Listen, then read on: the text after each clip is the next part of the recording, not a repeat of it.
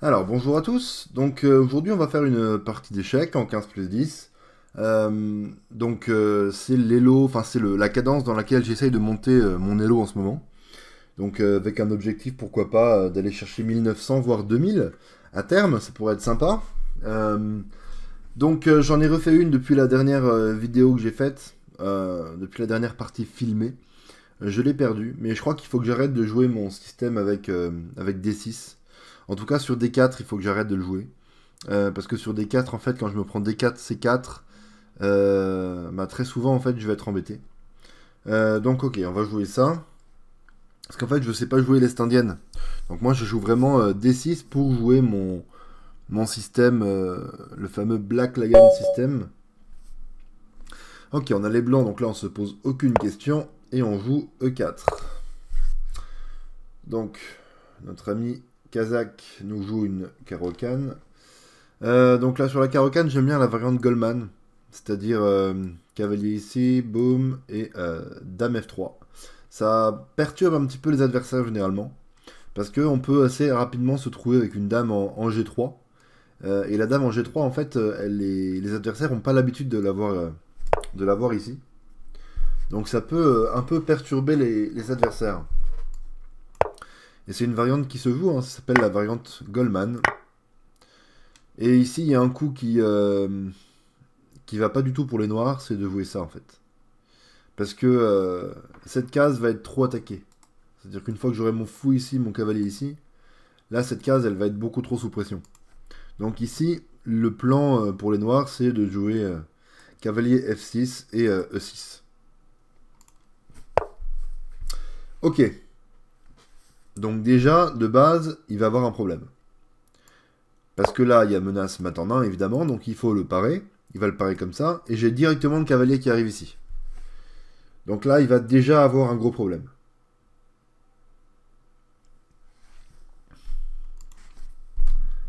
Alors, qu'est-ce que je fais s'il me fout ça? Est-ce que je prends en me disant que sa structure de pion va être très facile à attaquer?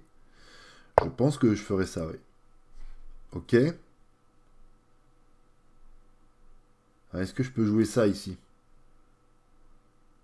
Parce que sur dame prend, roi ici, dame prend.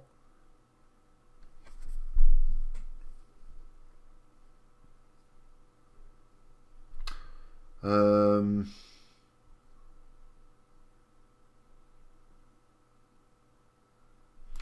Roi ici, peut-être?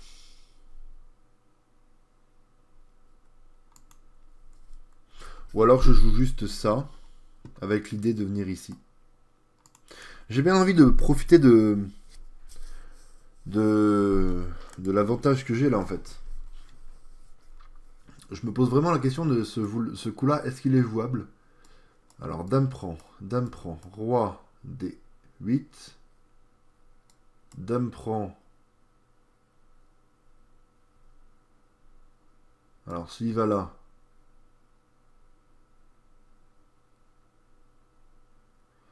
je reviens là.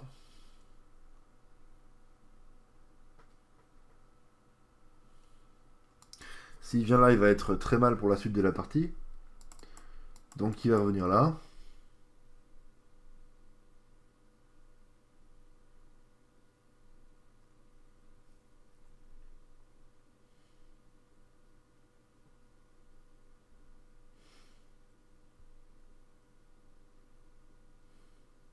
Mhm.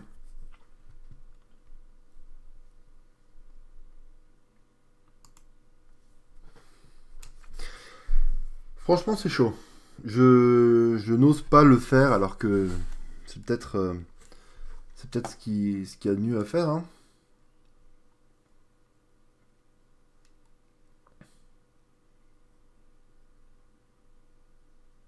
Alors, dans tous les cas, ça, c'est pas un coup à faire, je pense. Donc, ma question, en fait, c'est est-ce que je joue ça?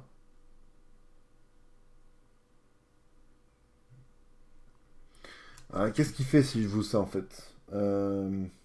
Si je joue ça, il va sûrement faire ça, en fait, pour couper un peu les ailes de mon cavalier et de madame, quitte à affaiblir la diagonale blanche. Vous savez quoi, j'ai envie de tester. Voilà, j'ai envie de tester. Donc on y va. Et si ça marche pas, eh ben je saurai que ça marche pas. Mais j'ai envie de profiter de l'avance de développement que j'ai et de la pression que j'ai sur la case F7. Généralement, toutes les ouvertures qui touchent la case F7, c'est que des choses très dangereuses hein, pour les noirs. Donc, il faut faire super attention à ça quand on débute. Et pas que quand on débute d'ailleurs. Il y a aussi des ouvertures qui marchent bien déjà à un certain niveau. Hein. Je me souviens d'une vidéo d'une sub-battle entre Blitzstream et Andrea Bottez où Fabien Libizewski s'est fait atomiser par un gamin de je sais pas quel âge, 12-14 ans, sur un sacrifice en F7. Ok. Donc il n'a pas osé prendre.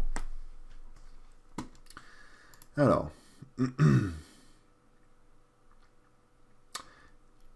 Il n'a pas osé prendre. Ok.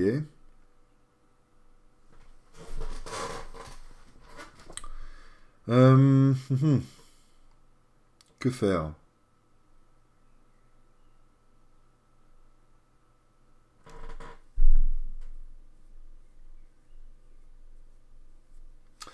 Que faire? Que faire?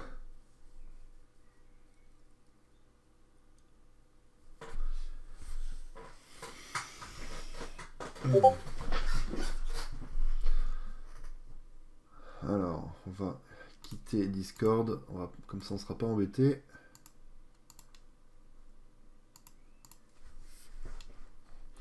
Que faire? Là, je sais pas trop. Hein.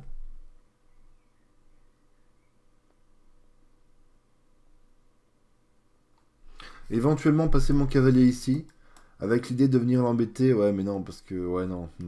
La case là est trop bien tenue. C'est pas du tout un plan, ça.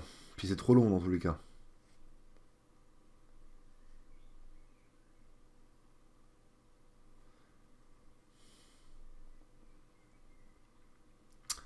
Alors... S'il bouge le fou là, je peux avoir ça qui peut être marrant. Non, bah en vrai non, parce que juste il touche à rien, et de toute façon si je prends, il est le cavale, donc... Ok, je sais vraiment pas quoi faire là pour le coup. Je pense que le coup le plus logique, c'est ça.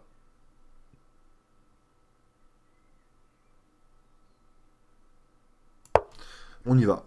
Voilà. Quand vous savez pas quoi faire, on se développe.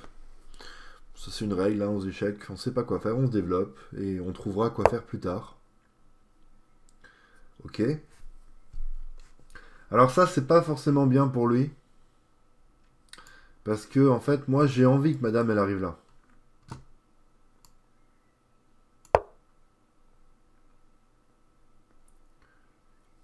J'ai envie que madame arrive là pour sortir l'autre cavalier. Alors là, il faut que je fasse attention parce qu'il peut, à tout moment, il peut casser la position comme ça. Hein. Mais là, je pense que j'ai encore ça. Et sur pion prend, fou prend, et je suis juste mieux, je pense. Avantage de développement. Le cavalier qui sort ici, le petit roc qui arrive, qui menace même de mettre une tour sur la colonne de l'enfer là. Non, je pense que je suis juste bien. Hein.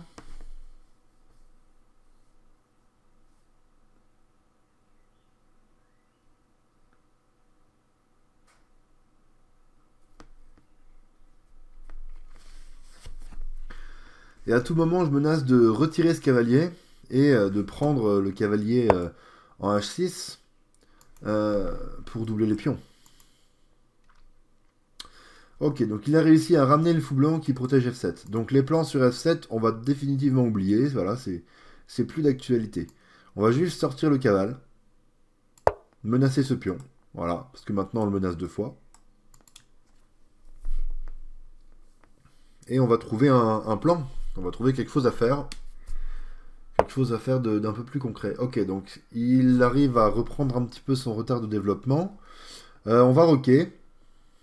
Voilà. S'il n'y a pas de contre-indication, on va roquer. Oh, grand rock. Oh. Alors ça... Alors il a vu qu'il était vraiment dans le mal pour sortir ce fou.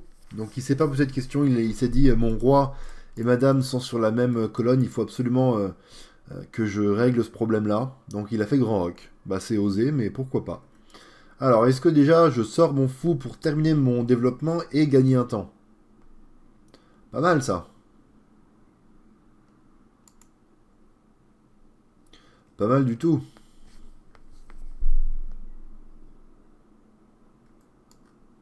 Qu'est-ce qu'il va faire lui? Peut-être ça. Je viens là et je suis juste bien. Hein. Allez, on y va. Donc là, vous voyez, hein, adversaire 1869. J'ai fini mon développement bien avant lui. Et j'ai une position agréable à jouer. Voilà. Lui, il a un cavalier au bord. Ok, il a plus de cavalier au bord. Ah, il faut que je fasse attention quand même. Parce que là, j'ai déjà plus qu'une case en fait pour madame.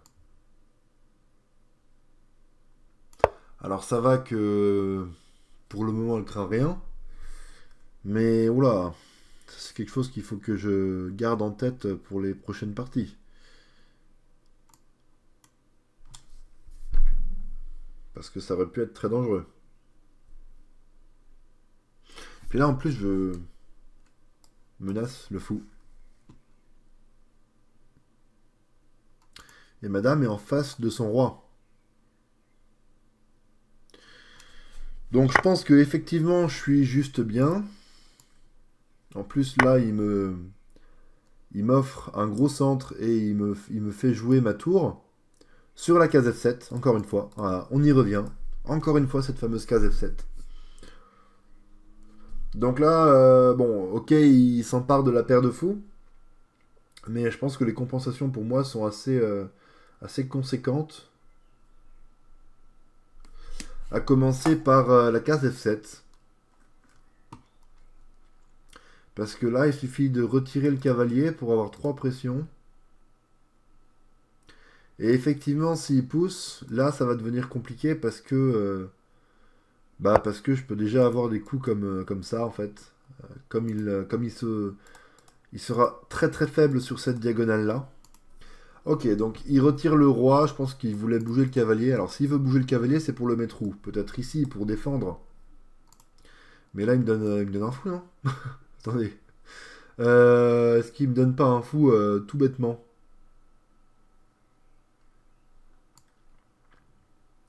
Bah, je vois pas de contre-indication, hein.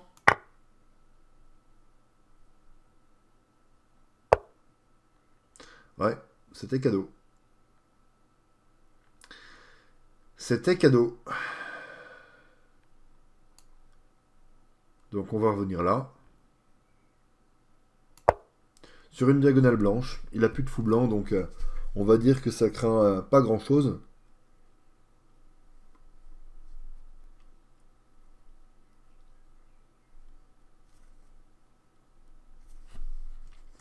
Et là, il peut même pas essayer de repousser un petit peu ma position parce que là-dessus, j'ai ça. Voilà.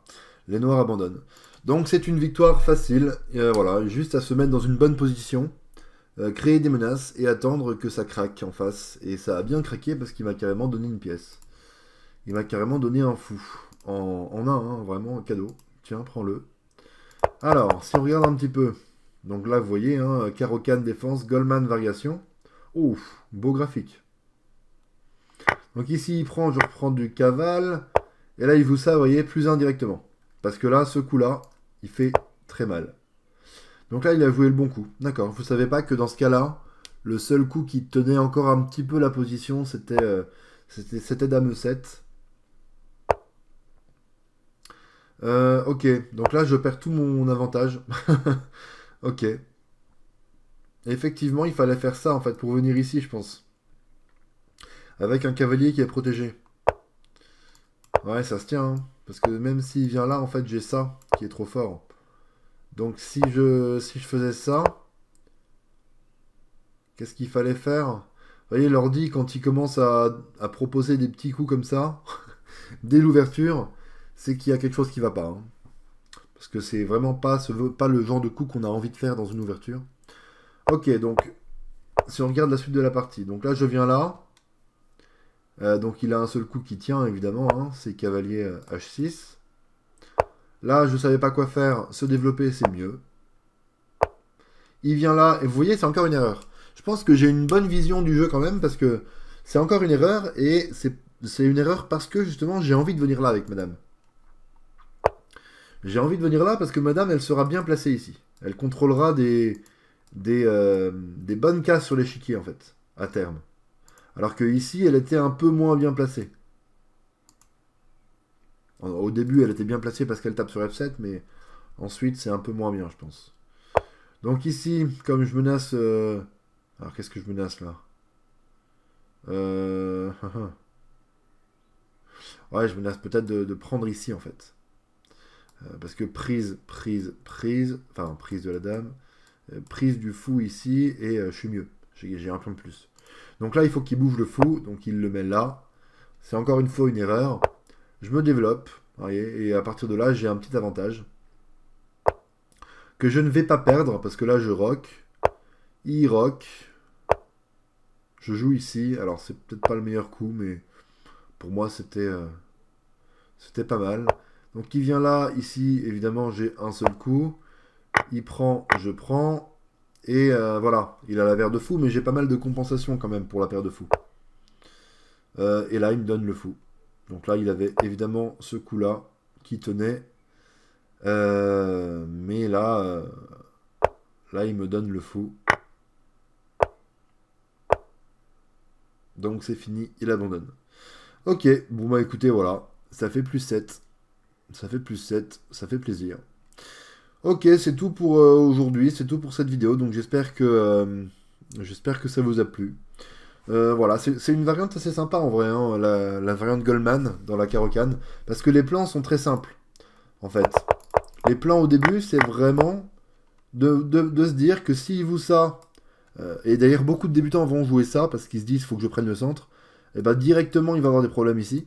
Et donc s'il joue les bons coups et qu'il va jouer ça, en fait vous pouvez juste jouer un plan classique qui est de prendre le centre. Voilà.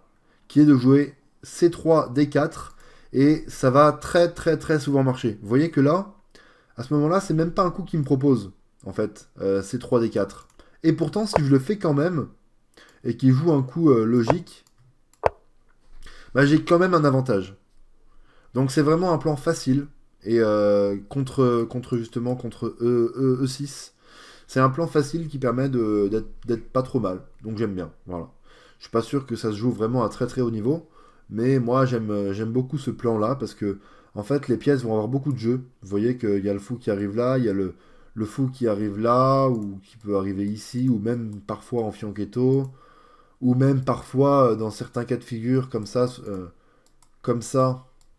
soutenu par la tour. Donc c'est assez sympa. Ok, donc voilà. Salut!